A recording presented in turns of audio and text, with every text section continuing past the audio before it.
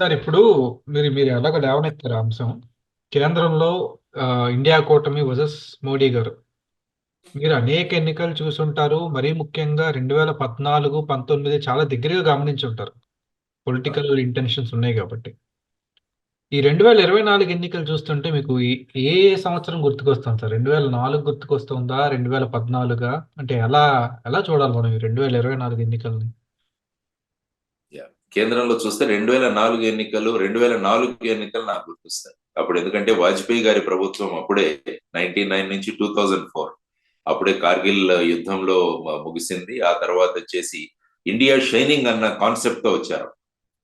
ముఖ్యంగా దాని వెనక ప్రమోద్ మహాజన్ గారు మెయిన్ గా దాని వెనకాల ఆర్కిటెక్ట్. ఇండియా షైనింగ్ అన్న ఒక అంశంతో వారు బయటికి రావడం జరిగింది. ఆ సందర్భంగా చూస్తే వాళ్ళ సీట్లు తగ్గిపోయి అప్పుడు మళ్ళా యూపీఏ ప్రభుత్వం ఏర్పడింది. యూపీఏ 1 అన్నది మీరు చూసుకుంటే 2004 నుంచి 2009, ఆ తర్వాత యూపీఏ 2 2014 వరకు ఏర్పడింది. సో ఈ సందర్భంగా మళ్ళా అబ్కీ బార్ 400 కే ఊపర్ అంటే 400 కన్నా ఎక్కువ తీసుకురావాలన్న నినాదంతో భారతీయ జనతా పార్టీ ఈ ఎన్నికల్లో పోటీ పడుతుంది. అదే 2019 ఎన్నికల్లో విడివిడిగా పోటీ చేసిన అనేక పార్టీలు కలిసి ఒక ఇండియా కూటమిగా ఏర్పడి వాళ్ళు ఎన్నికల్లో దిగారు.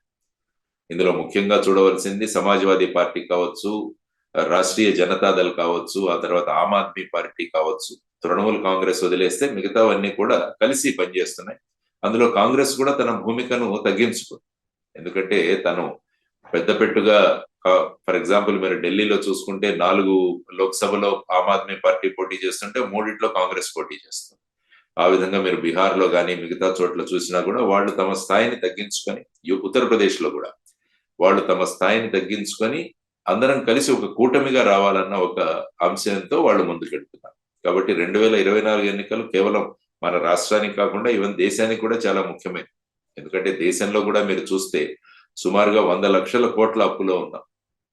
ఆ తర్వాత నిరుద్యోగ సమస్య ప్రధానంగా దేశాన్ని పట్టి పీడిస్తోంది. సో ఈ రెండింటిని మనం ట్యాకిల్ చేయాలి. తర్వాత ఏమైపోయిందంటే దేశంలో మళ్ళా మతతత్వాలు కులతత్వాలను రెచ్చగొట్టే విధంగా కూడా ప్రయత్నాలు జరుగుతున్నాయి. కాబట్టి వీటన్నిటినీ ప్రజలు ఏ విధంగా చూస్తున్నారు, స్వీకరిస్తారు అన్న దాని గురించి ముఖ్యంగా చూడాల్సిన అంశం. సో 2024 జూన్ 4న ఏ విధంగా కేంద్రానికి వస్తే ప్రభుత్వాలు ప్రజలు ఏ విధంగా స్పందించారన్నది కూడా చూడాల్సిన అంశం. ఏది ఏమైనా ఏ ప్రభుత్వం అక్కడ వచ్చినా కూడా, ఎందుకంటే ప్రత్యేక హోదా గురించి చూస్తే అక్కడ రాహుల్ గాంధీ గారు ఏమన్నారంటే ఇండియా కూటమి కనుక వస్తే మేము వెంటనే ప్రత్యేక హోదా ఫైల్ మీద సంతకం చేస్తామని వాళ్ళు చెప్పిన సందర్భం మనం చూస్తున్నాం. మరి ఆ సందర్భంగా సపోజ్ ఇండియా కూటమి వస్తే రాష్ట్రానికి ఏ విధంగా తీసుకువెడతారు? సపోజ్ ఇండియా కూటమి రాకుండా ప్రస్తుత ప్రభుత్వమే వచ్చింది అనుకోండి, అయినా కూడా మన రాష్ట్రంలో ఉన్న పార్టీలన్నీ కూడా కలిసి మన రాష్ట్రానికి కావాల్సింది సాధించుకుంటామన్న ధోరణిలో మనం వెళ్ళగలగాలి. So irrespective of which party is going to form the government in the centre, మన పార్టీలన్నీ కూడా సంఘటితంగా వెళ్ళి మన రాష్ట్రానికి కావాల్సినవి మనం తీసుకురావాలన్న ధోరణిలో వెళ్ళాలి అన్నది మనం కోరుకోవాల్సిన ప్రధానమైన అంశం. సార్ ఇప్పుడు రాహుల్ గాంధీ గారు ఆ, ఇండియా కూటమి అధికారంలోకి వస్తే ప్రత్యేక హోదా ఇస్తామని వాడు సిడబ్ల్యూసీలో కూడా కాంగ్రెస్ పార్టీ తీర్మానం చేసింది కదా. అవును. ఇప్పుడు అంటే కాంగ్రెస్ పార్టీ కాంటెక్స్ట్ లో చూస్తే సౌత్ ఇండియాలో వాళ్ళకి స్కోప్ ఉన్నటువంటి రాష్ట్రం ఆంధ్రప్రదేశ్. అంటే కర్ణాటక, తెలంగాణ తర్వాత ఖచ్చితంగా ఇక్కడ ఆంధ్రప్రదేశ్లో ఎదగడానికి వాళ్ళు ప్రత్యేక హోదా ఇస్తారనే ఒక నమ్మకం ఉంది. ఎందుకంటే ఆంధ్రుడిని కాబట్టి, ఏదో కాంగ్రెస్ పార్టీ మీదో రాహుల్ గాంధీ గారి మీదో ప్రేమతో కాదు కానీ నా రాష్ట్రానికి ప్రత్యేక హోదా వస్తుంది అనేటువంటి ఒక స్వార్థం అనుకోండి. వాళ్ళు అంటే ఇది సాధ్యంగానే కనిపిస్తుందా, లేకపోతే మనకి మళ్ళీ ఒక పగటి కల్లానే ఉంటుందా అనేది ఒక చిన్న భయం అన్నమాట. మీలాంటి వారే నివృత్తి చేయాలి. అంటే ఏంటంటే ప్రత్యేక హోదాని నేను అన్నాను, ఇర్రెస్పెక్టివ్ ఆఫ్ కాంగ్రెస్ వస్తుందా, ఇండియా కూటమి వస్తుందా, లేకుంటే ఎన్డీఏ కూటమి వస్తుందా అన్నది పక్కకు పెడితే మనం ప్రత్యేక హోదా తీసుకురావాలి అన్న ఒక నిశ్చయం మనం చేసుకోవాలి అని నేను అంటాను. మనం ఎలా ఉండాలంటే irrespective of whichever government forms there will get special status అన్నది మన పార్టీలు నిర్ణయం తీసుకోవాల్సిన అంశం. సో అందులో ముఖ్యంగా చూసుకుంటే జల్లికట్టు ఉదాహరణ, తర్వాత వచ్చేసి రైతుల చట్టాలు ఏవైతే ప్రభుత్వం వెనక్కి తీసుకుందో ఆ ఉదాహరణలో ఆ స్ఫూర్తితో మనం వెళ్ళాలి. ఏవైతే 3 వ్యవసాయదారుల రైతుల చట్టాలు తీసుకొస్తే వాళ్ళు మన ఢిల్లీ బార్డర్ లో సుమారుగా సంవత్సరం పైన కూర్చొని ఆ 3 చట్టాలను వెనక్కి తీసుకువెళ్లిన సంఘటన మనం చూసాం.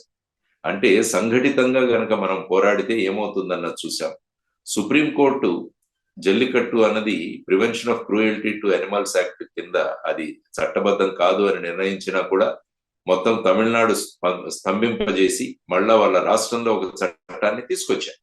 అంటే ఏమవుతుందంటే ఎప్పుడైనా మనకి ఏదైనా సాధించుకోవాలంటే సంఘటిత శక్తి అన్నది చాలా ముఖ్యమైన విషయం. కానీ అన్ఫార్చునేట్ గా ఏమైపోయిందంటే సమాజంలో ప్రెషర్ గ్రూప్స్ అన్నవి కూడా క్రమక్రమంగా తగ్గిపోవడం మొదలుపెట్టింది. ఇక ఏదైనా మార్పు చెందాలంటే అది కేవలం రాజకీయ పార్టీల నుంచే సాధ్యమన్న స్థితికి మనం సమాజం చేరుకుంది. అందువల్ల ఏదైనా ఒక లాంగ్ టర్మ్ గానీ ఒక ఇంపార్టెంట్ మెషర్ గానీ మనం ఏదైనా తీసుకోవాలంటే అది కేవలం రాజకీయ పక్షాల ద్వారానే సాధ్యమన్న స్థితికి మనం చేరుకున్నాం. కాబట్టి ఇప్పుడు ఈ భూమిక ఏదైతే ఉందో, ఈ ధోరణి ఏదైతే ఉందో, మనం ఏదైతే సాధించాలనుకుంటున్నామో అది కేవలం రాజకీయ పక్షాలలో ఉన్న మైత్రి సంబంధాలు, వాళ్ళందరూ అక్కడ కూటమి గురించి మాట్లాడుతున్నాం. రాష్ట్రం కోసం మనమంతా కూడా ఒక కూటమిగా ఏర్పడాలని నేను అంటాను. అందరూ కలిసి ఒక కూటమి, అన్ని పక్షాల కూటమి, ఆల్ పార్టీ కలిసి మనం మన రావాల్సిన డ్యూస్ ఏవైతే ఉన్నాయో వాటిని సాధించుకోవాల్సిన బాధ్యత మన మీద ఉందని నేను మళ్ళా రాజకీయ పార్టీలకు తెలియజేస్తున్నానండి మీ ద్వారా. సార్, ఇప్పుడు మనం ఎలక్షన్ కమిషన్ సంగతి తీసుకుందాం కాసేపు. అదే మన రాష్ట్రంలో చూసాం, మాచర్లలో ఈవీఎంలు పగలగొట్టిన గుర్తు తెలియని వ్యక్తులు పగలగొట్టారు అని చెప్పి కేసు నమోదు చేసినవన్నీ చూసాం మనం. సరే, మన రాష్ట్రంలో ఎలా ఉందనుకుంటే ఒరిస్సాలో కేవలం 21 ఎంపీ సీట్లు ఉన్నాయి సార్. అటువంటి ఒరిస్సాలో 5 ఫేజుల్లో చేస్తున్నారు. బెంగాల్లో మల్టిపుల్ ఫేజెస్ లో జరుగుతున్నారు. అంటే కేవలం కేంద్రంలో అధికారంలో ఉన్న బీజేపీకి సపోర్టివ్ గా ఉండడం కోసమే ఒరిస్సా, బెంగాల్లో ఇన్ని దశల్లో పోలింగులు పెడుతున్నారనే ఒక ఆరోపణలు కూడా ఉన్నాయి. అంటే 2 క్వశ్చన్స్ అడుగుతున్నాం. సెంట్రల్ లెవెల్లో ఎలాగైతే మ్యానిపులేట్ చేస్తున్నారో స్టేట్ లెవెల్లో కూడా ఈ స్థాయిలో అయితే నేనైతే చూడలేదు, నాకు ఉన్నటువంటి అనుభవంలో కూడా. అంటే మీరు చెప్పండి, మీరు అలాగ పోలీస్ గా కూడా పనిచేశారు కదా, how do you feel? General గా ఏమవుతుందంటే ఈ నెంబర్ ఆఫ్ ఫేజెస్ లో పెట్టడానికి ప్రధానమైన కారణం ఏమవుతుందంటే సెక్యూరిటీ ఫోర్సెస్ డిస్ట్రిబ్యూషన్ అన్నది one of the major reasons. అంటే ఏమవుతుందంటే మనం మొత్తం దేశంలో ఉన్న సెక్యూరిటీ ఫోర్సెస్ ని మనం అన్ని చోట్ల మనం పంపించగలగాలి అనేది ఒక కాన్సెప్ట్. ఈ కాన్సెప్ట్ ఉండగా మరి జమిలీ ఎలక్షన్స్ గురించి కూడా మనం మాట్లాడతాం. అంటే మొత్తం దేశంలో 2 ఎన్నికలు ఒకేసారి జరగాలి, ఆ 2 ఫేజెస్ లో జరగాలని కూడా ఆలోచిస్తాం. సో ఈ పరిస్థితుల్లో చూస్తే జనరల్ గా ఫ్యాగండ్ లో ఉన్న రాష్ట్రాలు ఏవైతే ఉంటాయో వాటిలో కొద్దిగా ఫేజెస్ పెరుగుతాయని నేను అనుకుంటాను. ఎందుకంటే ముందు ఫేజెస్ లో జరిగిన ఎన్నికల్లో ఏవైనా గందరగోళాలు ఇవి జరిగినప్పుడు అక్కడ రీపోలింగ్ కానీ ఇలాంటిది ఏర్పాటు చేయాల్సి వస్తే అప్పుడు మళ్ళా సెక్యూరిటీ ఫోర్సెస్ రిక్వైర్మెంట్ ఎక్కువ ఉంటుంది. కాబట్టి ఫైనల్ ఫేజెస్ లో సెక్యూరిటీ ఫోర్సెస్ బర్డన్ చూసి డిప్లాయ్ చేయడానికి విధంగా లాస్ట్ ఫేజెస్ లో ఉన్న వాటికి ఫేజెస్ లో పెట్టడానికి అవకాశం. కానీ దాన్ని మీరు చూసుకుంటే ఎక్కడైతే భారతీయ జనతా పార్టీ వాళ్లకు గట్టి మద్దతు దొరుకుతుంది అనుకున్న రాష్ట్రాల్లో వాళ్ళు ఫేజెస్ లో పెట్టారన్నది కూడా జనరల్ గా ఈ విషయం చర్చిస్తున్నారు. అంటే ఎలక్షన్ కమిషన్ యొక్క నిష్పాక్షికత ఆర్ వాళ్ళ యొక్క ఇండిపెండెంట్ రోల్ అన్నదాని గురించి కూడా చాలా క్వశ్చన్స్ వచ్చాయి. ఎందుకంటే మీరు ఎప్పుడైతే సుప్రీంకోర్టు ఎలక్షన్ కమిషనర్ల నియామకం గురించి వాళ్ళకు జడ్జిమెంట్ ఇచ్చారు, ఎలక్షన్ కమిషనర్లు మీరు అపాయింట్ చేయాలంటే ప్రధానమంత్రి, chief justice of the supreme court, ఆ తర్వాత లీడర్ ఆఫ్ అపోజిషన్, వీళ్ళు ముగ్గురు ఉన్న ప్యానెల్ ద్వారా సెలెక్ట్ చేసుకోవాలి. అంటే ప్రస్తుతం ఉన్న ఎన్డీఏ ప్రభుత్వం పార్లమెంట్ లో ఒక బిల్లు తెచ్చి అందులో సుప్రీంకోర్టు చీఫ్ జస్టిస్ ఉండాల్సిన అవసరం లేదు, అందులో ప్రధానమంత్రి, ఇంకొక మంత్రి, ఆ తర్వాత వచ్చేసి లీడర్ ఆఫ్ అపోజిషన్, వీళ్ళ ముగ్గురు ఉంటే చాలు అన్నట్టుగా వాళ్ళు బిల్లు తీసుకొచ్చి బిల్లు కూడా పాస్ అయింది. అంటే ఏమవుతుందంటే why you are not giving a place to the chief justice of India అన్నది చాలా డిస్కషన్ అయింది. అంటే కేంద్రంలో ఉన్న ప్రభుత్వం వాళ్లకు ఉన్న ఎవరిని తీసుకురావాలంటే వాళ్ళని తీసుకొచ్చే ప్రస్తావనలో చీఫ్ జస్టిస్ ని తీసేశారన్నది కూడా బహుచర్చిత అంశమే.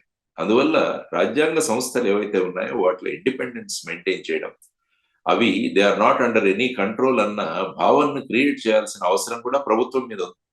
సో ఇటువంటి సందర్భాల్లో ఈ విధంగా మీరు అన్నట్టు ఒరిస్సాలో ఎన్ని ఫేజెస్, 21 ఎంపీ సీట్లే ఉన్నప్పుడు ఇన్ని ఫేజెస్ లో పెట్టడం, ఫైనల్ గా మనం పశ్చిమ బెంగాల్లో పెట్టడం, వెస్ట్ బెంగాల్లో, సో ఇవన్నీ కూడా అనుమానాలకు దారితీస్తాయి. ఎప్పుడు కూడా ప్రభుత్వ ధోరణి ఎలా ఉండాలంటే అనుమానాలకు దారి తీయకుండా వాళ్ళ గవర్నెన్స్ ఉండాలని మనం కోరుకుంటాం.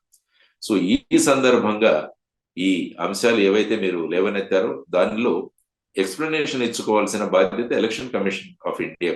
They are not responsible to government, they are responsible to the people of this nation అన్నది ఆలోచించి వాళ్ళు ఎందుకు ఈ విధంగా పెడుతున్నామని ముందు ఏ రోజైతే నోటిఫికేషన్ల గురించి వాళ్ళు డిస్కస్ చేశారో ఆ రోజు వాటిలో ఎక్స్ప్లెనేషన్ కూడా ఇవ్వాల్సింది.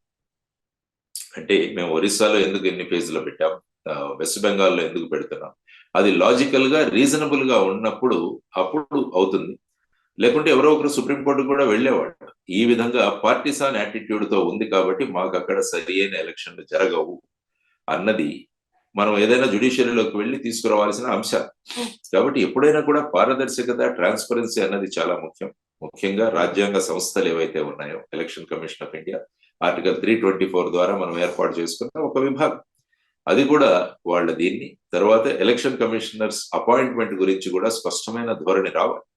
ఎందుకంటే they should be out of government control అన్నది మనం నేర్చుకోవాలి.